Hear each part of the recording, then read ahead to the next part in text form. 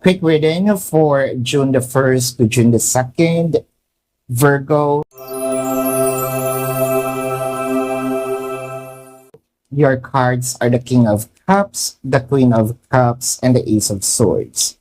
Dito natin makikita na parang yung harmony or yung wavelengths ninyo are on the same page dahil may mga pagkakataon dito na magiging mushy kayo sa isa't isa.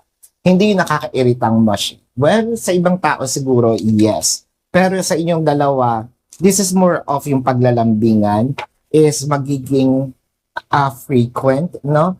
With the Ace of Swords as well, lalo na doon sa mga nagpapakiramdaman pa lang kung saan papunta itong relationship.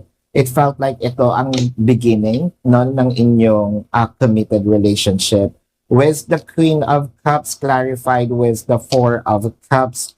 And this Strength card, doon po sa mga feeling nila this is the end of their connection or feeling nila they are taken for granted or iniwan na sila. Meron ditong strong bond wherein parang kukunin ni person uli itong connection and work on this. And I feel like magugustuhan mo yung mga moves niya, no? Dahil ipapakita niya kung gaano kanya kamahal at kung gaano ka-importante itong relationship na ito. So this is your quick reading for June the 1st to June the 2nd. My name is Daphne, but spirit calls me bye bye love.